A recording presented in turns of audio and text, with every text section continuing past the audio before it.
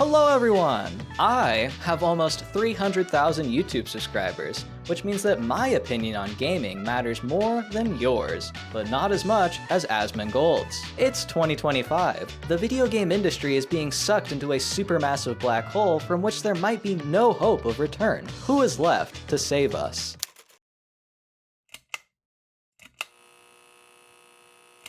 The year is 2013. The PlayStation 4 has just released. With launch titles like Assassin's Creed Black Flag, Killzone Shadowfall, and Knack, the future of gaming couldn't be brighter with more people playing games than ever before. Unfortunately, a great evil had been brewing behind the scenes for years at this point. The downfall of the games industry was set in motion far sooner than you may have thought. The year is 2010. Assassin's Creed 2 has released to critical acclaim. Ezio is simply too cool. What was originally an exciting sequel to a growing IP from Ubisoft would become patient zero for a cancer spreading across the games industry known as Always-On DRM. Always-On DRM is an anti-piracy measure that requires the player to have a persistent connection to a server, even if it's a single-player game like Assassin's Creed 2. This means that if you have purchased a game with Always-On DRM, if you have no internet, you can't connect to their server, and you can't play the game. Thankfully, you can generally control if you have an internet connection or not, aside from ISP outages in your area, so who cares? Well, remember that your internet connection is only half the equation. It's the server you connect to that completes the handshake, so no server also means no video game. Obviously, a developer would never shut off servers that allow their customers to play the games they purchased though, right? Unfortunately for us, corporate executives don't give a shit about you and will do anything to maximize profits and reduce expenses,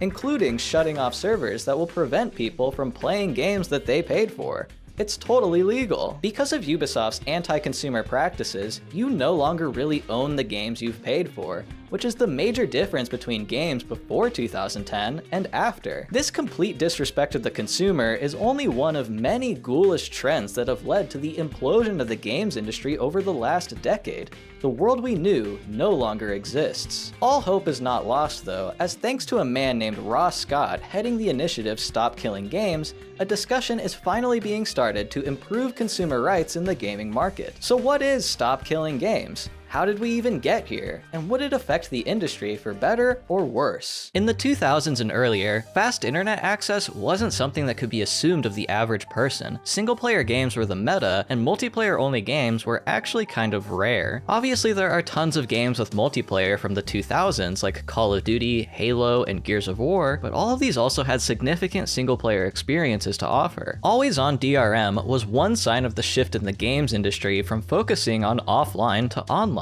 Now that pretty much everyone has internet, developers can confidently invest in multiplayer-only experiences beyond just MMORPGs where multiplayer was the novelty. And invest they did. Multiplayer games now dominate the industry. League of Legends, Valorant, Apex Legends, Destiny, and Warzone are just some examples. This trend has found its way into the indie scene as well, with the newly coined term friend slop. Games like Among Us, Lethal Company, Schedule 1, and Peak. It turns out playing games with other people is fun. What if I told you though that this trend isn't really driven by consumers? The real culprit behind the rise of multiplayer games is venture capitalists and executives seeking to maximize profits. From an undead point of view, there is never any reason to invest in a complete single-player AAA experience. There's not a single pro to be found amongst the long list of cons. If you don't believe me, if you think that can't possibly be true, then let me show you how everybody in the games industry came to this same conclusion. I'm making some big claims, so just as a reminder, I was a graphics programmer for Intel and PlayStation working on proprietary AAA graphics engine tech, so I am tapped into the going-ons behind the scenes. I could have messaged Neil Druckmann on Slack, I've got John Nvidia on speed dial, but due to NDAs of course, I can't say anything that isn't public knowledge. I'm not trying to burn any professional bridges or get sued. 2007 was the release of the first modern smartphone, with interface and computational abilities never before seen, creating new possibilities for gaming. Before modern smartphones, mobile gaming was limited to dedicated handheld consoles like the DS and PSP, and very simple games that could run on old phones like Tetris or Breakout. Unlike the handheld consoles, people had much more of a reason to own a smartphone, causing the potential consumer base for soon-to-release mobile games to start growing massively. In 2008, the iOS App Store was released, and another gaming trend was growing in popularity as well: social network games that could be played on platforms like Facebook. If you had a PC, you probably had a Facebook account. In 2009, Facebook had around 350 million active users, yet another mostly untapped market of people. With the rapidly growing population of smartphone owners and social network users, all companies had to do was get those people to play their games somehow, and what better way to get someone to do something than making it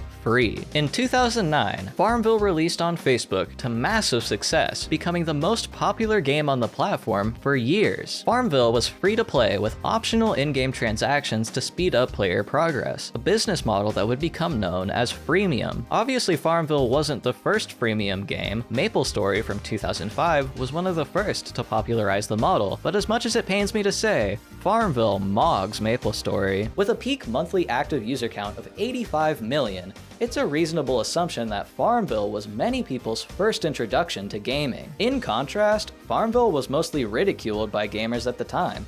The simple gameplay and microtransactions were like a spit in the face of anyone who had played an actually good game. Farmville made one thing very clear though: its business model works, and it makes a lot of money, generating $235 million in revenue in its first year. That's an insane return on investment for a game that took 5 weeks to make, and the ghouls of the industry would quickly learn from Farmville's success. Anyways, while Farmville was dominating the social network consumer base, what was going on with mobile gaming? Also released in 2009, Angry Birds would quickly become a pillar of pop culture. Everyone knew about Angry Birds. I think you could reasonably say that Farmville and Angry Birds were equally culturally relevant, but were they equally successful financially? Earlier I said that there's no better way to get people to play your game than making it free, and you might remember Angry Birds as a freemium slop mobile game, but actually, Angry Birds released on the iOS App Store priced at $1. $1 is about as cheap as you can make a product, yet this extremely small barrier of friction most likely majorly crippled the financial success of Angry Birds in its early life. I mean, it's not like Angry Birds was unsuccessful at launch by any means. It sold 12 million copies in its first year on the App Store, but unfortunately, that's a small fraction of the revenue Farmville pulled in on its first year as a game with no price tag. Rovio would inevitably adopt the freemium business model with the Android release of Angry Birds in 2011, using in-game transactions and ads to profit. Whether this was an intentional decision or just sheer luck is unknown. The reason the game was free on Android was because the early Android store had limitations with global sales. It's funny to wonder if these limitations of the Android store contributed to the widespread adoption of the freemium business model or not. But either way, it was here to stay, with the mobile gaming market cap growing incomprehensibly the next few years due to the release of games like Candy Crush and Clash of Clans, which have both pulled in more than $10 billion. The last time an actual complete video game made that much money was Street Fighter II in 1991, and the active arcade culture back then played a large part in that. Capitalistically speaking, Farmville, Angry Birds, and Candy Crush are far better products than games like Shadow of the Colossus and Metal Gear Solid 3. Things would need to change at the AAA level if they wanted to compete. In the early 2010s, microtransactions in games you paid for were really controversial and essentially taboo. Even with free games, in-game purchases were still the subject of ridicule if there was no in-game way to obtain it, such as League of Legends skins. It was getting hard to ignore the generational numbers that freemium games were pulling in though, and very quickly the desire for profit outweighed any fear of community pushback. The population of casual gamers was growing rapidly, and with many of their first introduction to games being something like Farmville where microtransactions were the norm, the negative attitude towards these features was quickly becoming a vocal minority. One of the first majorly controversial additions to a paid game was in 2010 when Blizzard added an exclusive mount to the World of Warcraft in-game store, the Celestial Steed, for the low price of $25. There is no public information available as to how successful this mount was on release. A popular claim is that the Celestial Steed outsold StarCraft 2, but this information comes from pirate software. Thor uses numbers from data for Azeroth, showing that 40% of the 3 million characters in the database have the horse, equating to around 1.2 million horses. He then extrapolates this percentage for some reason to the entire WoW player base of around 8 million, giving 3 million horses in circulation, equating to about 75 million in revenue. This is a crazy unsubstantiated number since mounts are account-wide. Data for Azeroth has 1 million accounts scraped, so the more accurate yet still generous estimate is around 400,000 horses or 10 million in revenue. Extrapolating to the broader WoW population isn't a good idea, as the dataset used suffers from selection bias and is composed of far more active and invested WoW players who are more likely to have purchased the horse. Compared to the sales of StarCraft 2 at launch of 180 million in revenue, 10 million is not greater than 180 million, and neither is Thor's original estimate anyways. The more important point of discussion here though, as proposed by Thor himself, is that this horse that made at least $10 million took a very small fraction of the time it took to make StarCraft 2, which was in development for 7 years.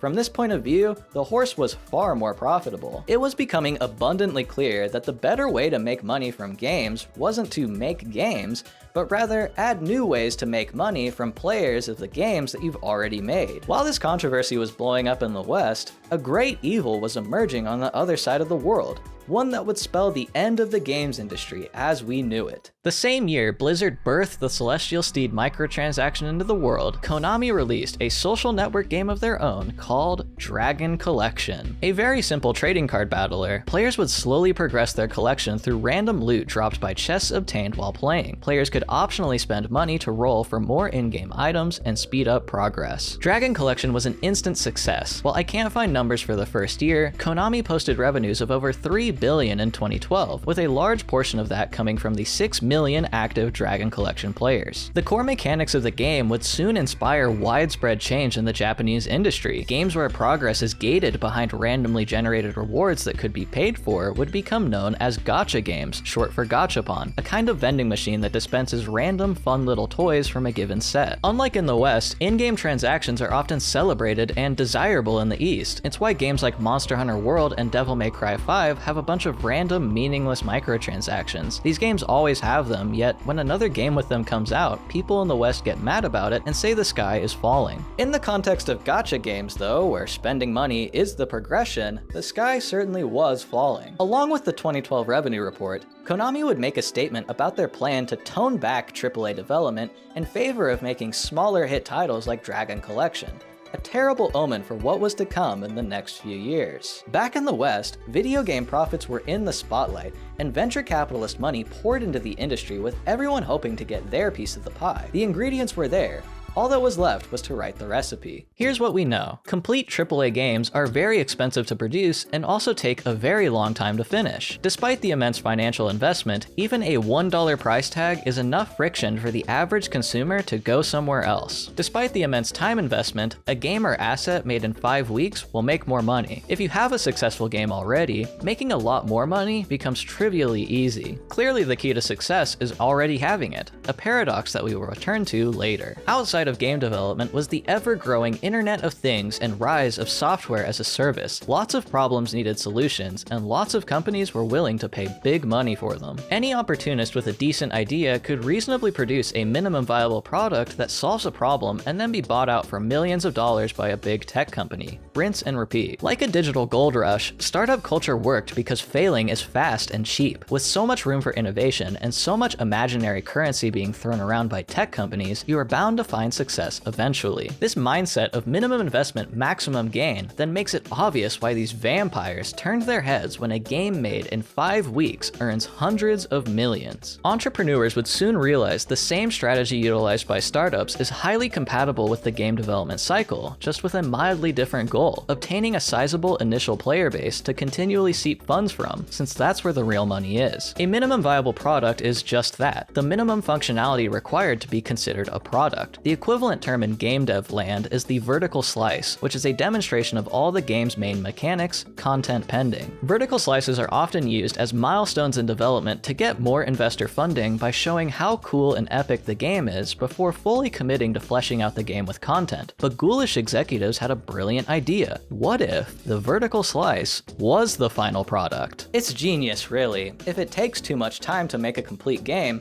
and making a complete game isn't even worth the time if you can afford it, then why make a complete game at all? You can always make the game after it's already successful and charge customers for that content too. It wouldn't take long to see this strategy in action, as 2014 would see the arrival of the Antichrist. a game I'm sure you all know the name of. Released in 2014, Destiny is so incomprehensibly evil that explaining all of its issues will cover pretty much everything still wrong with the industry today, which is very helpful for keeping this video shorter. Let's quickly talk about its development cycle. Bungie, like Blizzard, dominated the 2000s with their games. Their reputation was great, especially with the population of gamers that existed before the mobile gaming boom, people willing to spend full price for a AAA game. Despite leaks in 2012, the official announcement of Destiny in 2013 was unsurprisingly met with extreme hype. The people behind Halo were doing it again, and this time with full ownership of their IP. Development of the game started in 2010, and the reason it was announced in 2013 was because it was actually almost finished and ready for release in September of that year. That's right, a full AAA game in only 3 years, but the director of the game decided that was too efficient, rejecting the final vision of the writing team in favor of completely restructuring the narrative and progression systems. Now the whole game needed to be remade before September 2013, but obviously that's not possible, so instead the game was delayed twice to a September 2014 release. During that time, the lead writer quit,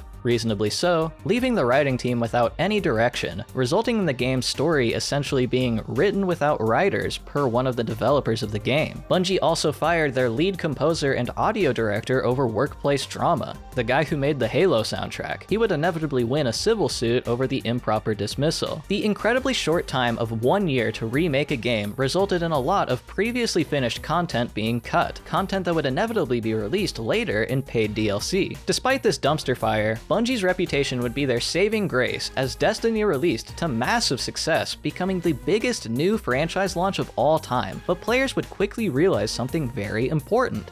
This game actually sucks ass.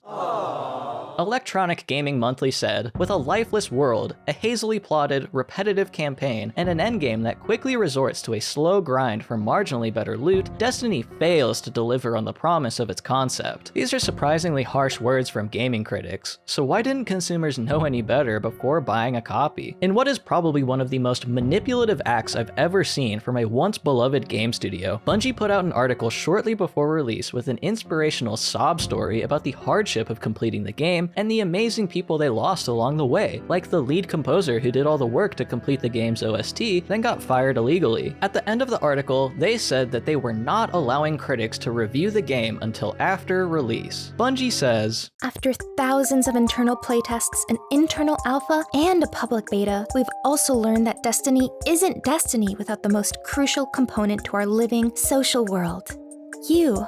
They say that the game can't be properly reviewed without an active player base, which would be reasonable if they were actually being honest. Their statement makes it sound like the game is huge. Thousands of internal playtests? Wow! Now that we know this current version of Destiny was hastily put together in a year, the article reads like a plea for fans to buy their game they know is incomplete before reviews come out confirming that. It would be totally fine if Destiny was free to play like its current iteration, but it launched at $60. Please buy our full price AAA game we know is unfinished. We promise to make it good later. Bungie actually would make it good later. I at least enjoyed playing through it with my best friend in 2016, but that's not the point. Even with a 1-year delay, Destiny demonstrated that a modern AAA game could still be produced in a timely manner and make lots of money too. More importantly, Destiny let everyone know that fraud was legal, something competitors in the industry were looking to learn from. As insidious as it may be in practice, Destiny's design is very intriguing on paper. In a post-mortem, Bungie described developing the game like building a train station, a framework that would allow new and exciting content to be efficiently and seamlessly passed through as it's made, a foundation to give the game a very long lifespan relative to its initial investment. Obviously, post-launch content wasn't invented here. DLC has existed for a long time, and of course MMOs like WoW operate in a similar manner with small content updates in between major expansion pack releases. The difference is that games like Fallout 3 weren't made with the intent of capitalizing off future successful DLC releases. They stood on their own as complete products. Bungie marketed Destiny as a highly replayable infinite content machine. Customers could expect to play Destiny for years with frequent updates to keep the game fresh and exciting. In a sense, Bungie was offering a service through through the Destiny platform, that being the continued content releases post-launch. This train station model is what we now call live service, games released with the promise of a long-term stream of new content. Destiny certainly wasn't the first to do this, but they really did solidify the blueprint. Like I said earlier, Destiny is the perfect case study for everything wrong today. Before Destiny, the live service model was mostly limited to free-to-play games, but Bungie proved that with enough goodwill, people would pay full price for much less than what even these free games offer. Returning to startup culture and the concept of the minimum viable product, at release, Destiny was closer to a vertical slice than a complete game. The content that would normally be there at launch in a non-live service game could instead be cut and released later, while also making even more money off of it because the practice is built into the concept and thus expected by the consumer. It's a total win-win for the devil. The live service blueprint pioneered by Bungie would soon become a central aspect of modern game design, but we're still missing one final ingredient: Chemical X. Once again, darkness was brewing on the other side of the world. The Demon King was born. While Bungie was cannibalizing itself, the Japanese games industry was booming following the success of Dragon Collection. Puzzles and Dragons, Love Live School Idol Festival, Monster Strike, and Grand Blue Fantasy are just some examples of massive hits released between 2010 and 2015, but no gacha game would find global success quite like Fate Grand Order. Already a popular series of visual novels and anime, Fate Grand Order would solidify the franchise as a cultural pillar of the gacha industry, grossing over $500 million in Japan in 2015. In 2018, Fate Grand Order would be the year's top mobile game in terms of global consumer spending, averaging $2.5 million a day. As of 2023, the game has crossed 1 trillion yen in worldwide revenue, or $7 billion. What a good run. Wait a second. $7 billion? Now, I don't want to judge a book by its cover. I didn't play the game, but how does something like this make $7 billion? Oh. That's right, kids. It's time to gamble for cute anime girls. If you haven't caught on yet, the chemical X of modern game design is gambling. Gacha had popularized, and by the time of Fate Grand Order's release, normalized the presence of straight-up gambling in video games. Since it's all technically worthless digital goods, not redeemable for real money, it's also totally unregulated. Great! The year is now 2016. The success of Destiny and other early live service titles, as well as the impending influence of how profitable digital gambling can be, triggered a gaming gold rush no different than what we saw in Silicon Valley web dev land. 2016 is the year we split onto the timeline where nothing good ever happens. In March, the seeds sown by Ubisoft come full circle, from starting the always-on DRM trend in 2010 to releasing their own live service competitor to Destiny, Tom Clancy's The Division, which coincidentally started development the same year Destiny was officially announced. The Division wasn't Ubisoft's first dip into live service. 2 years prior, they released The Crew, an always-online open-world racing game that will become very important later. While doing my research, I was surprised to see how successful The Division actually was at launch. Interestingly, Activision and Ubisoft both claim to have the industry record for biggest launch of a new game franchise. There's probably nothing fraudulent going on here though. It was even officially announced shortly after starting development in 2013, with an initial release date of 1 year later. So Ubisoft executives were actually expecting a 1-year development cycle, maybe hoping to beat Destiny to the finish line, or just lying to shareholders. Either way, The Division sold hundreds of millions globally at launch, yet another example of a low-risk, high-reward AAA game with its very short 3-year development time. 2 months later, in May, Blizzard would drop its own live service beast into the world, Overwatch. Overwatch would become the highest-grossing paid game of 2016, but aside from its $40 price tag, it also had a very innovative new mechanic in the Western gaming world: gambling. In-game customization options were obtained by opening loot boxes, which would contain a random assortment of skins, emotes, poses, and other cosmetics. If you got a duplicate, then you would instead receive a small bit of currency that could be exchanged for specific items. Loot boxes were very non-competitively priced at $1 whole per box, or you could occasionally earn some for free through playing the game. How generous. Blizzard began developing Overwatch after canceling their much more awaited MMO project in 2013, interestingly the same year that Destiny restructured itself and The Division started development. At this point in time, I feel like Blizzard was still seen in a positive light, and Overwatch was fun, so the loot boxes went over pretty smoothly, amassing over $1 billion in revenue the next couple years. Others weren't so lucky or as beloved. EA would soon release Star Wars Battlefront 2, a sequel to the 2015 live service reboot of the series, which also mysteriously started development in 2013. Battlefront tried the loot box monetization model, but unlike Overwatch, was not purely cosmetic. EA tried to be a little too much like a gacha game, putting unlockable heroes behind the loot boxes, but unlike most gacha games, Battlefront cost $60 at release. Redditors would soon do the math, showing that to unlock a hero in the game without buying loot boxes, you would have to grind for around 40 hours. With 6 unlockable heroes, that's only 240 hours of grinding to finally play the game you paid $60 for. Players were of course very unhappy with this. EA would respond to the criticism saying they wanted to give players a sense of pride and accomplishment from unlocking a single hero. That Reddit comment would become the most downvoted comment in internet history. EA quickly reworked the loot box system to be more like Overwatch, as well as significantly reduced the cost to unlock heroes after Disney told them to. You know you're doing some real evil shit when even Disney tells you to pull it back a little. On September 2017,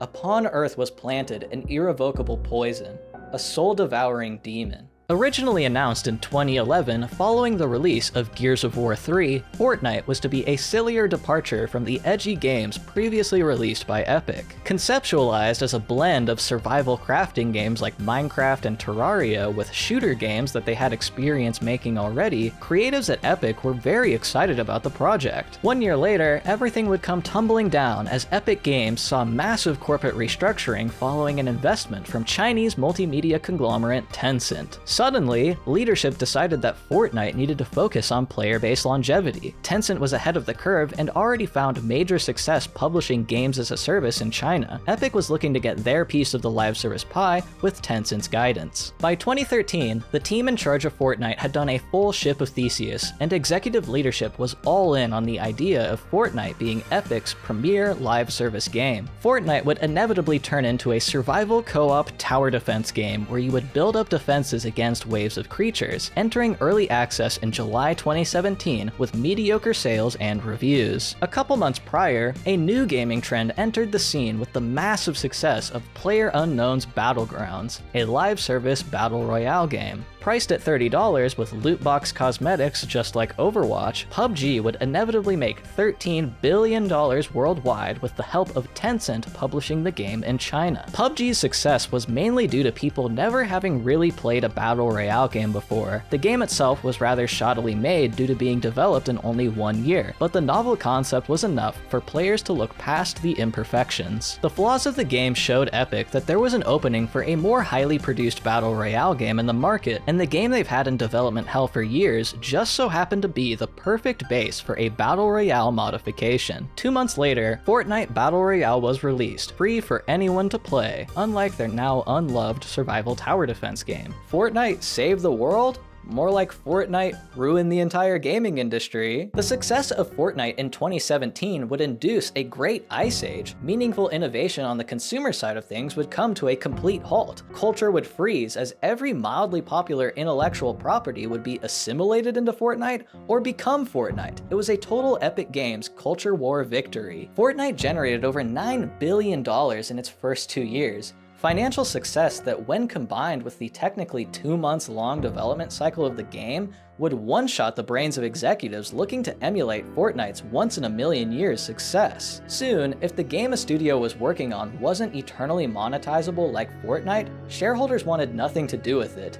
They wanted their own Fortnite. Intentionally or not, Epic Games created the perfect for-profit game design model that brings us all the way back around to Farmville vs. Angry Birds. The recipe was finished. We actually knew it all along. The ideal modern AAA game is fast to produce, with ideally less than a year of development time, eternally monetizable through continued content releases post-launch and optional in-game transactions, multiplayer so people can play with their friends or get them into the game, some form of gambling, and most importantly, Finally, as demonstrated by Fortnite, the game should be free. Congratulations on the success, PUBG, but once again, the free-to-play game gets the bag. This formula is the definitive live service model we see today, but another way to describe this genre is lifestyle games. The intention behind this design isn't really to make a good game, it's to capture an initial audience that will stick around giving you money for a long time. The game becomes part of the consumer's life as a result. Daily login bonuses, daily missions, and frequent small updates are some of the many ways that games try to keep you playing. Studios are no longer competing for just your money,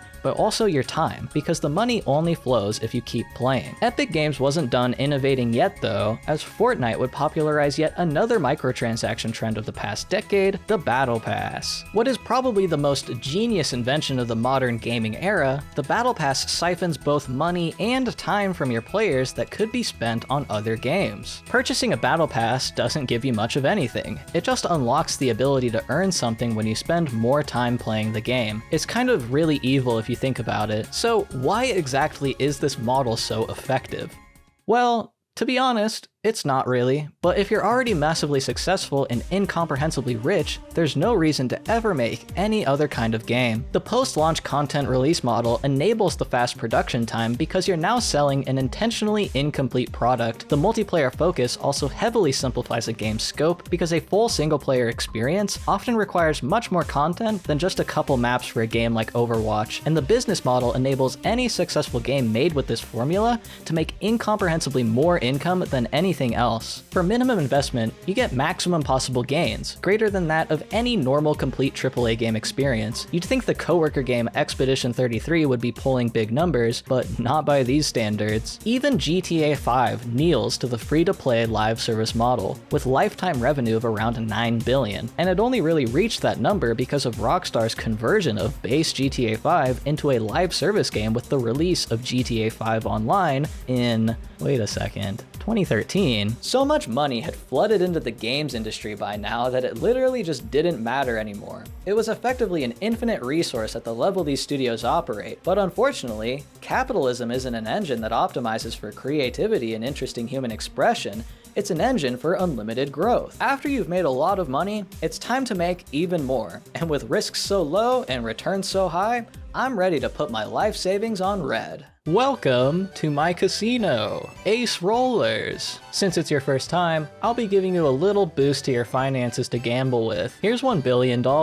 At Ace Rollers, we have 2 machines for you to play with. This first machine costs $200 million per roll and has up to $500 million in rewards. Wow! The second machine costs $20 million per roll and has up to $10 billion in rewards. Crazy! Unfortunately, the machines are a little laggy. It takes the first machine 8 years to give you rewards, but don't worry, the second machine takes at most 3 years. Your objective is to make the most money. So with your $1 billion in credit, how would you like to roll? Would you rather roll 5 times on the first machine to make $2.5 billion in 8 years, or roll 50 times on the second machine to make $500 billion in 3 years? Sadly, the group of people that controls your brain forces your hand to roll the second machine 50 times. You didn't actually have a choice. Sorry. The wheel of fortune was in motion, and nothing could stop it now. Wait, it's jammed? It's not supposed to do that. Question. We all know AAA games take many years to complete, but why? Is it super mega ultra realistic graphics that take years and years to develop? Sweet Baby Inc. and the woke agenda sabotaging projects because there's not enough pronouns? They're just too complicated and hard to make for professionals to complete in a timely manner? Or all of the above? The answer is none of the above. If you're ever wondering why a game can take 8 to 10 years to complete, the answer is always, and I mean always, executive incompetence. It's not that games take too long to make, it's that no one can decide what game to make, and so usually there's just no game being made, or the game that was made is now being remade. There's a complete lack of confidence in ideas. Any director with a firm vision will quickly be turned down and redirected by higher-ups toward whatever they think will make the most money. If you you think GTA 6 is taking so long because it's so amazing and awesome, no, it's because the game has probably been remade several times over at this point. Same with the next Elder Scrolls. The industry is trapped in a Sisyphean hell with no hope of escape. We saw it with Destiny, Overwatch, The Division, Fortnite, and Battlefront. Every single one was suddenly redirected towards a hastily put together live service vertical slice in specifically 2013 for some strange, psychosis-inducing reason. It's as if an alternate dimension where only live service games exist collided with ours and changed everything for the worse. But really, it's just business. Boring. This trend has continued for years since Fortnite's release. Almost everything you love was going to be redirected into a live service husk of its former self. Diablo Immortal, Ghost Recon Breakpoint, Halo Infinite, Battlefield 2042, Warzone, Apex Legends, Saints Row, Street Fighter V, For Honor, Rainbow Six Siege, Fallout 76, and Forza Horizon 5 are just some notable examples. Even worse, existing live service games were becoming even more live service, with the release of Destiny 2, The Division 2, and Overwatch 2, which all adopted Fortnite's free-to-play business model in order to compete with other free games like Warzone and Apex Legends. Worst of all, Fortnite is still winning. 2020 and COVID shoved everyone indoors, with many turning to live service games to cope with the pain of existence, causing another mass flood of investment money into the games industry and mass hiring sprees to start pumping out more and more live service games, chasing the Fortnite dragon. Big investor money means teasing them with prospective returns, but investors are looking to roll the second machine. They want the 10 billion payout. Now that there are AAA examples of games making billions of dollars, the tens of millions profit range doesn't cut it anymore. Projects that would have been greenlit before would be turned away in favor of something that has far greater profit margins. It's really obvious just how much the language of video game development has changed over the years because of this, with releases like Suicide Squad Kill the Justice League, a single-player game with pointless live service mechanics that everyone hates just to support the post-launch content release model. If a game like XCOM was released today, rather than having randomly generated soldiers that you train over time, it'd instead be a free-to-play live service game where your soldiers are super cool, quirky personalities that you have to obtain through a gacha system, and people would be okay with this. Speaking of gacha, what's going on with that? Gacha games had already caught on to the live service model in 2010, but making the game fun was always kind of secondary to the whole gambling aspect. So in 2020, Genshin Impact would really rock everyone's world by finally answering the question, what if a gacha game had gameplay? Genshin Impact also looked really good compared to its competitors, with the unlockable characters having actual high-quality 3D models, whereas other gacha games stuck to simpler 2D sprite work beyond the nice art of the anime girl. Plagiarism concerns aside, the rising anime trend in the West would make Genshin Impact an easy gateway to the gacha game genre for people who hadn't already gotten on the Fate Grand Order train or sucked into something else. Everyone was having so much fun exploring the world, earning free rewards, but recency bias would quickly fall off as the reality of the gacha business model set in. No matter how bad things get, gacha games are there to remind you that it can always get worse. Genshin Impact is a pure gacha. Everything is locked behind the slot machine. If you wanted a specific 5-star character or weapon, you would have to seriously pay up, with no real guaranteed way of obtaining anything specific. This is very frustrating for the Western gamer who is used to gacha being a cosmetic-only thing, but any real pushback would quickly disappear as Genshin Impact soared to $3.8 billion in revenue, the most successful first-year launch of a game in history. Genshin checks all the boxes: short development cycle of 3 years, eternally monetizable, multiplayer, lots of gambling, and of course, it's free to play. Just how sinister is this business model though? It hasn't really changed since Genshin released, so it can't be that bad, right? Let's finally take a deeper look at gacha pricing in the most recent trendy game to see if things have gotten better or worse since 2010. Announced in 2016 with a projected release in 2018, but unfortunately delayed to 2021, Uma Musume would be an instant hit in Japan, raking in nearly $1 billion,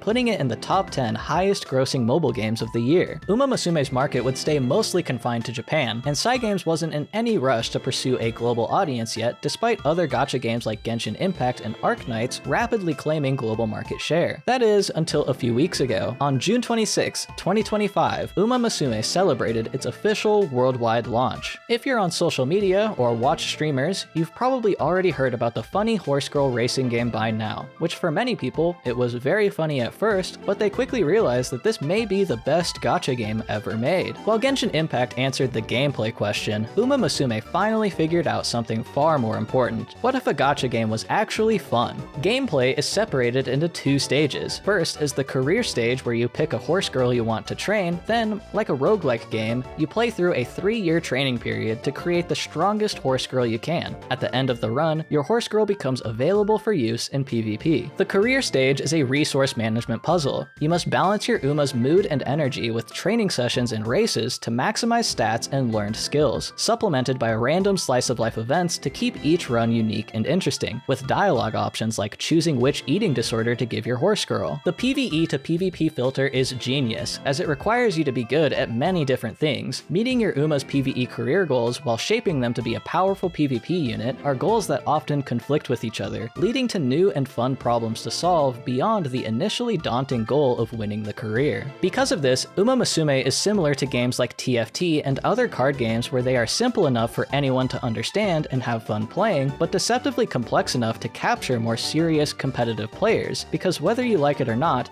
gambling does have lots of skill expression. With so many intersecting RNG systems, finding consistency becomes an incredibly addicting series of probability problems that reduce to a generically good decision tree to guide your hand through a run, but Chemical X is always there. Sometimes you are compelled to gamble on the 20% failure, even if it goes against the theory. Consistency in Uma Musume comes through a mechanic known as support cards, which control the stat increases and events you see throughout a specific run. They also help with lots of other things, like boosting how effective training is, or how much you get from winning races, with each card having different bonuses and skills attached. When you have choices, some are better than others, and in a competitive online game, the best options will quickly be discovered, with players becoming laser-focused on obtaining them. Unfortunately for everyone involved, Uma Musume is, despite everything, a gacha game, and these support cards are locked behind a slot machine.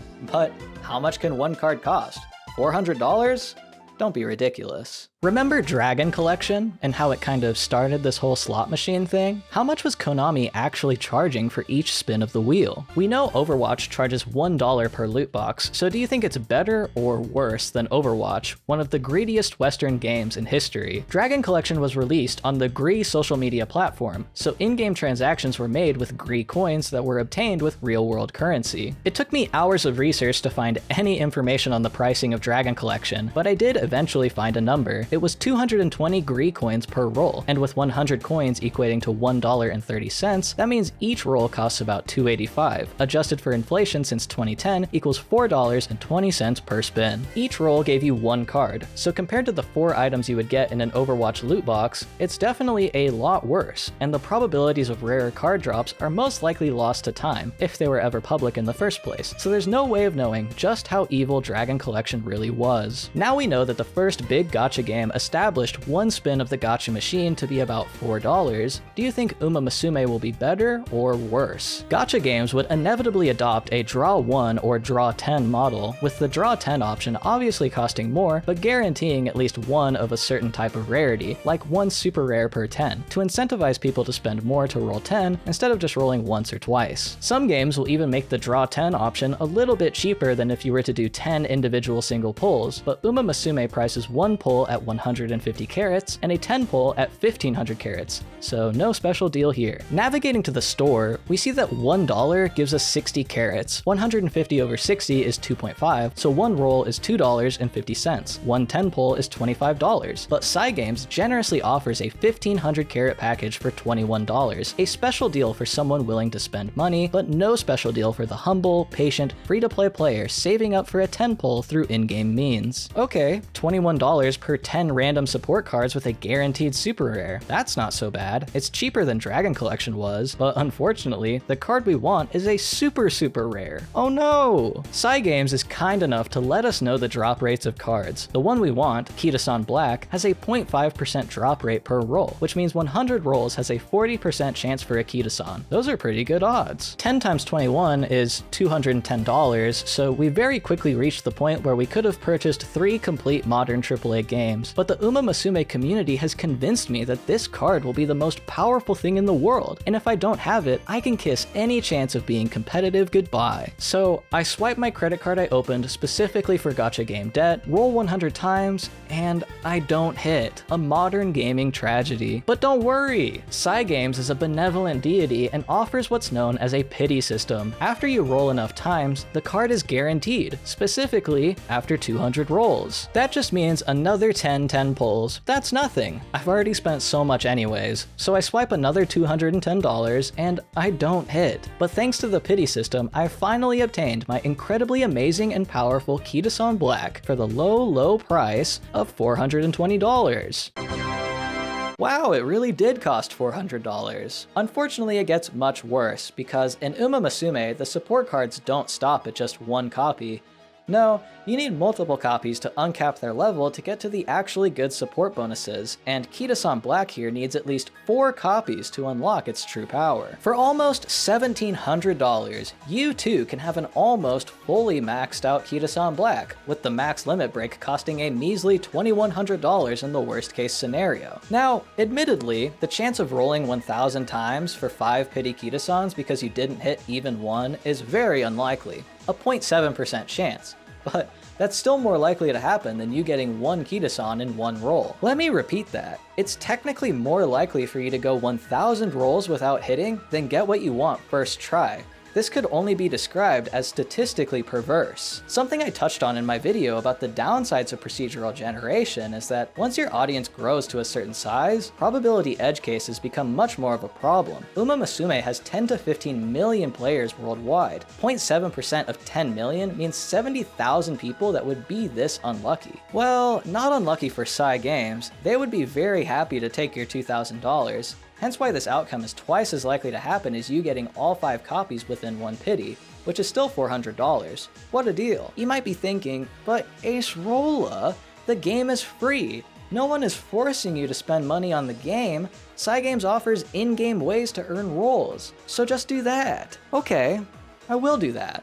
Let's take a closer look at the free-to-play gacha experience. Everyone has been having so much fun racing their cute horse girls that I don't think the reality of this business model has fully set in yet, but as I am writing this, lots of people are currently borderline suicidal over not hitting Kitasan despite saving for weeks, so the party might be over. Suspiciously, even though these rates are obviously extremely evil and manipulative, Sandgem has been quite generous with its new global fanbase, which I happen to be part of. Sorry, I'm not above participating in culture. I love training my cute horse girls. I've gotten a great feel for the free-to-play experience. After 100 hours in the game, I've obtained every trophy and earned quite a lot of in-game rewards. I didn't actually start saving for Kitasan until like a week before, and in that time, I amassed 22,000 carats, enough for 2/3 of a pity. A large portion of this, probably around 4,000, was event login bonuses and Sandgem's personally hand-delivering free 1,500 carat packs to players, which remember is equal to $21, so each time Sandgem has given out a free 10 pull, they have injected $210 million of digital goods into the player base. Considering parent company Cyber Agent's yearly revenue of $5 billion,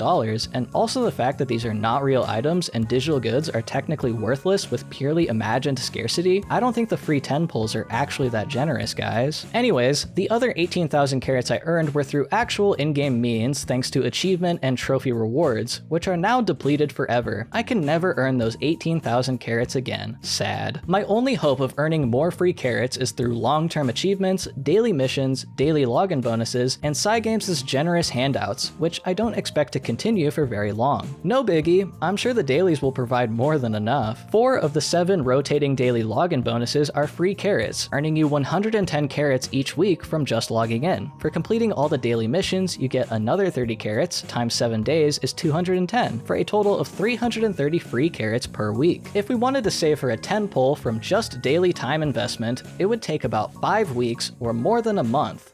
Nice. Other gacha games have a similarly slow free-to-play daily income. Genshin gives 60 Primo Gems from dailies, with 1 10 pull per 27 days. Not quite as bad as Uma Musume though. Unfortunately, it gets much worse. Genshin is kind enough to acknowledge the slow grind of the free-to-play experience, and keeps track of how many pulls someone has done so far. Once you reach 90 pulls in a row with nothing, you hit the pity and get a guaranteed 5-star, similar to how 200 rolls in Uma gets the guaranteed Kitasan. Even if the banner ends and a new one begins, Genshin keeps track, and if I rolled 45 times on an old banner, I'd still have 45 stacks towards pity on a current banner. This way, I am not punished for rolling as I earn the rolls. Sandgem decided that was too nice, and they would rather punish their players for rolling on banners before accumulating enough funds to hit pity in one go. When the Kitasan Black banner ends, all my pity points will disappear and be converted into a different currency that can be exchanged for some rewards, like a free summon ticket for 200. 200 points is equal to 1 Kitasan Black is equal to 30,000 carats is equal to $420. After conversion to these clovers, the 200 points can be exchanged for a single pull equal to 150 carats equal to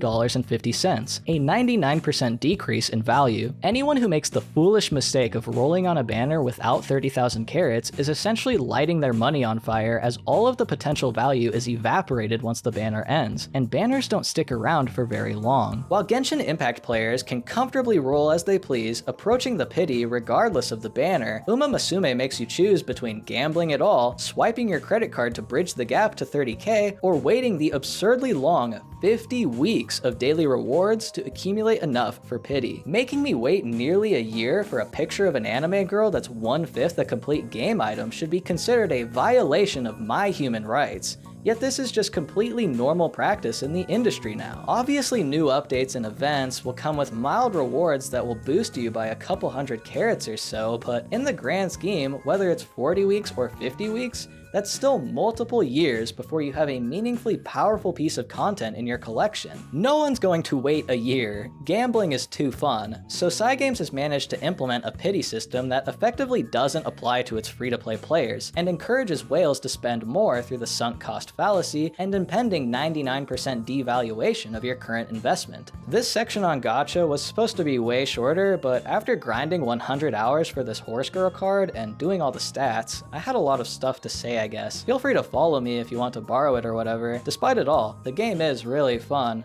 Also, I got extremely lucky. Let's start wrapping things up with one final check-in on the Western gaming industry. If you've been paying attention the last 2 years, things are not going very good for the Western gaming industry. I've tried to provide as many influencing factors as I can that led us to this point, but the biggest will always be executive incompetence. The people making decisions now do not play or care about games. No, the people in charge just care about money now, and at the top, it's a very simple numbers game. When you're presented with the 2 money machines, you would never ever in a million years ever spin the first machine. To make this more of a realistic scenario, imagine the second machine now has a 90% fail rate. Would you still only roll on that machine? Yes. Obviously, just one success is enough to keep you spinning forever, and while you may only have $1 billion to start rolling with, these companies have a lot more. PlayStation pulls over $30 billion a year, with operating income of about $3 billion. With that $3 billion, they can afford to roll the second machine 150 times with hopes of getting over $1 trillion in return. You might think this is a ridiculous thought exercise, but this is basically what you show to shareholders to make them happy, so it then makes sense why many games have evolved into some sort of live service monster. For the cost of just one The Last of Us 2, you could instead make like 10 Overwatches, and from the 10 Overwatches, you could make 80 more Overwatches. Ultimately, this is just that, a thought exercise, and does not translate to reality, but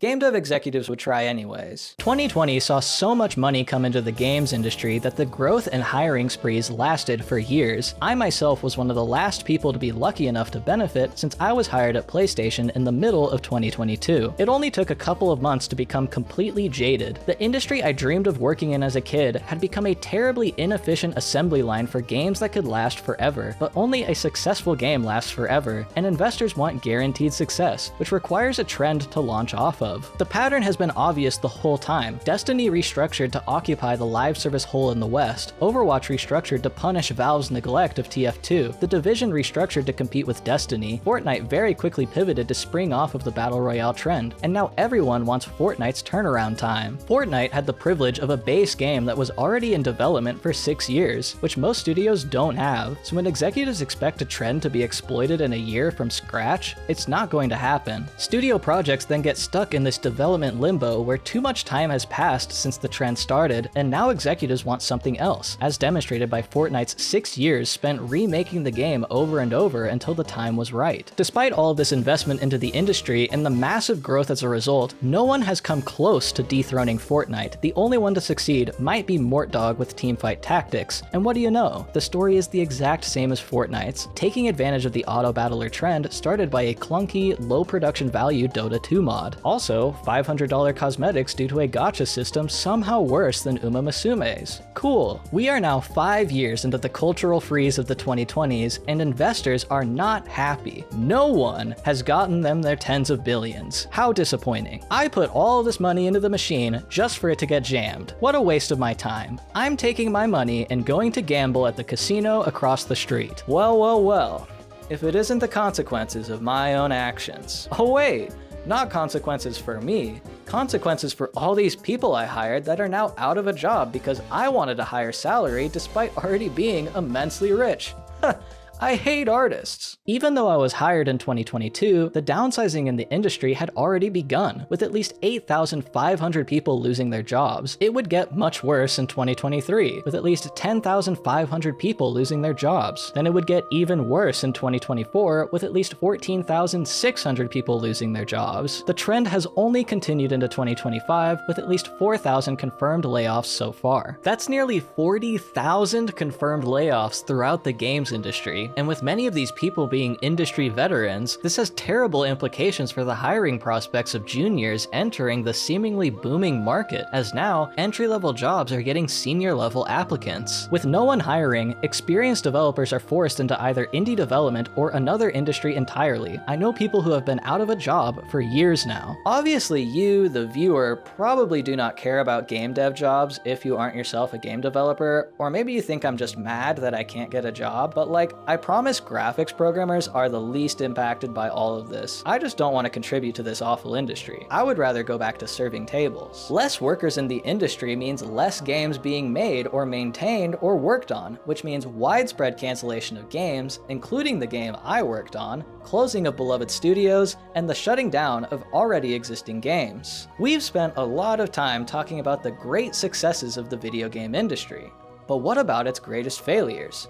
What happens when a video game dies? Returning to the first issue we discussed, always on DRM would turn out to be quite the irresponsible business decision. The earliest example I could find of a game becoming completely unplayable, even offline after servers were shut down, was EA's 2011 spiritual successor to Spore, Darkspore. No information on its sales exists as far as I can find, so we can assume the game was a commercial failure. Despite that, anyone who purchased the game would no longer be able to play it after the servers were permanently shut down in March of 2016. The more famous example that sparked all of the controversy in recent times was Ubisoft's 2014 always online open world racing game, The Crew, which shipped 2 million units at launch. Last year, Ubisoft shut down the servers for the game and revoked the game license from everyone who purchased one, which by now has been widely regarded to be a bad move. As usual, the East is ahead of the curve on this though, because shutting down games isn't that uncommon in gacha land. Here's at least 166 gacha games that shut their servers down in just the past year. While some of them do have offline functionality, like Animal Crossing Pocket Camp, pretty much all of them are no different than The Crew, completely inaccessible. Remember that prospective $2,000 someone might spend on something in a gacha game? Imagine how much money was put into this list of games that no longer exist. If you don't see any issue with this and don't care about your money, please check out my Patreon. Sure, companies are well within their right to shut off their servers, and revoking a game license is legal per the service service agreement that the crew players signed. But with many of these examples,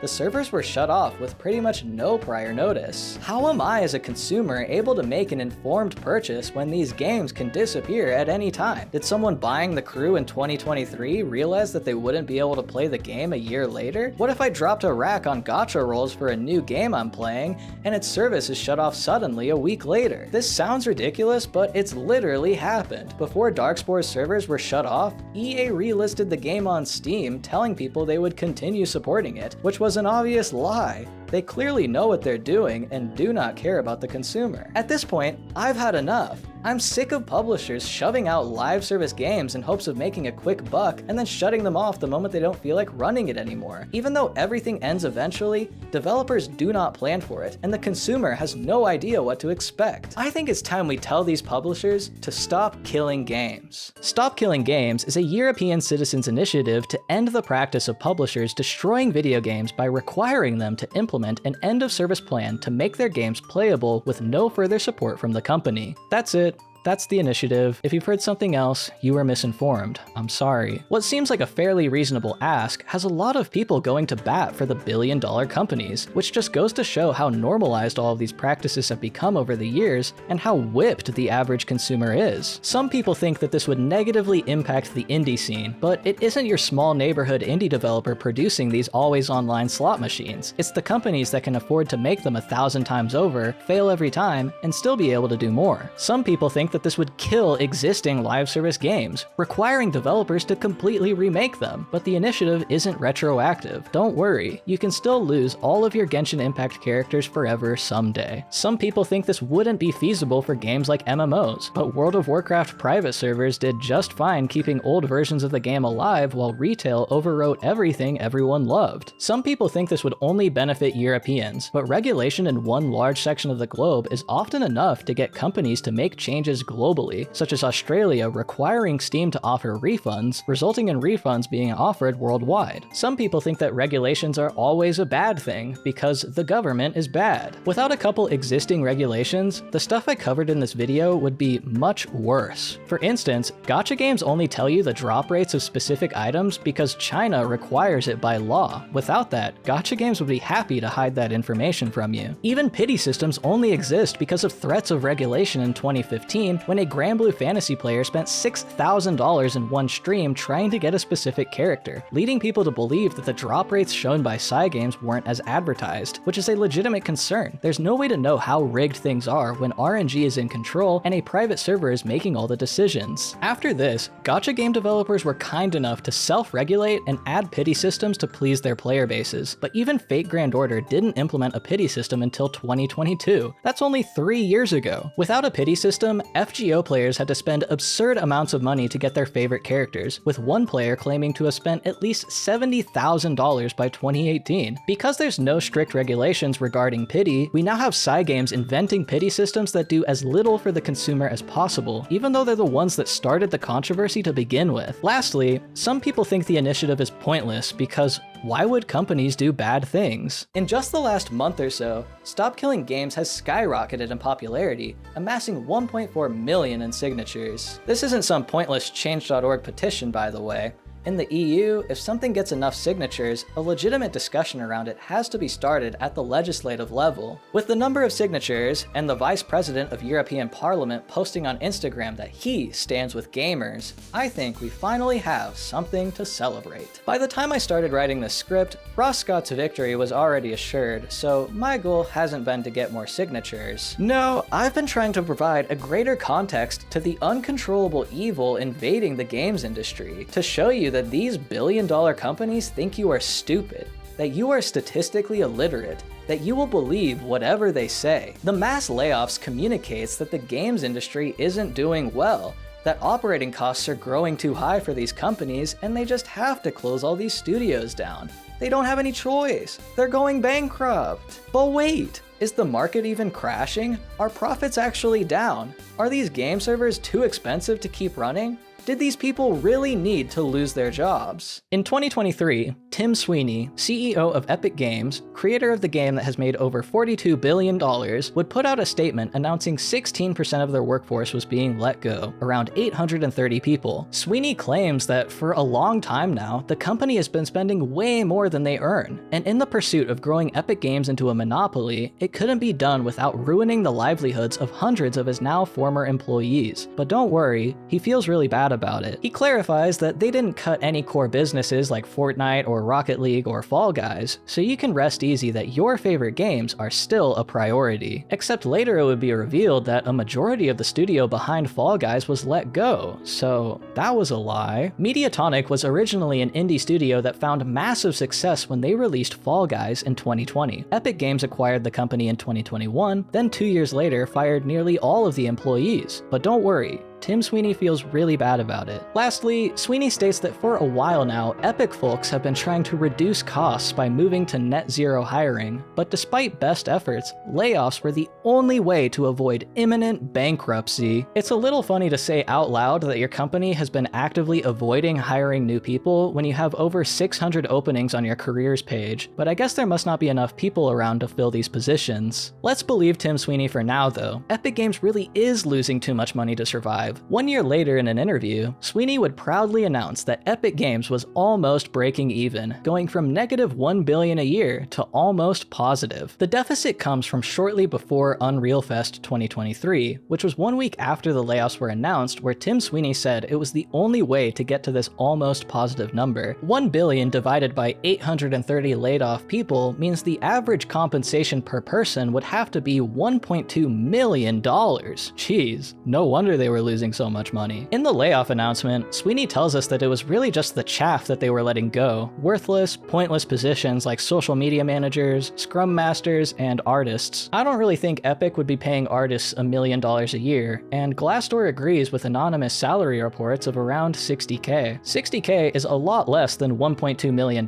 Even if we assumed every employee was on a $200K salary, a 90th percentile income in the United States, that's still only about 16% of the figure that Tim Sweeney has boasted about fixing. So like, what about the other $840 million? The world may never know. By the way, Tim Sweeney's base salary is $1.3 million, and 2023, the year the layoffs took place, was Fortnite's most profitable year ever, with $6.2 billion in earnings. With that much money, you could afford to pay a team of 1,000 artists a $60K salary for 103 years. So to answer my earlier question, I don't really think these people needed to lose their jobs, and profits actually aren't down. They're the best they have ever been. But don't worry, Tim Sweeney feels really bad about all of this. Microsoft has laid off over 3,000 employees in the last couple years, but despite that, their earnings have only increased by the tens of billions each year. Sony has laid off over 1,000 employees, but their revenue is also increasing by the billions. King just laid off 200 employees a week ago to replace Candy Crush developers with AI.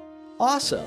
That game made $20 billion, by the way. If you for some reason think Stop Killing Games would harm the little guy too much, it isn't the indie studios that can afford to operate at a $1 billion deficit for 100 years and still be okay. It's these companies that will do as little as they can to take as much of your money as possible. You tell yourself that it's just a game about racing horse girls. It's just an hour every day. What more can you expect from a free game? If you're poor, just say so. You weren't born thinking this way. You were taught over the last 15 years that this is what you deserve. When will you stop being satisfied with the bare minimum? When will you finally get fed up with these studios disrespecting your time, your money, and your dignity? How long will you let them convince you that this is the best they can give? That anything less would mean bankruptcy? Companies will cry wolf, saying that any regulation would ruin them. When a CEO's compensation is 1,000 times that of one of their artists, do you think they care about making good art or exploiting people for all they're worth? That's all from me. As always, a huge thank you to all my current patrons. I hope you have a great rest of your day, and I'll see you next time.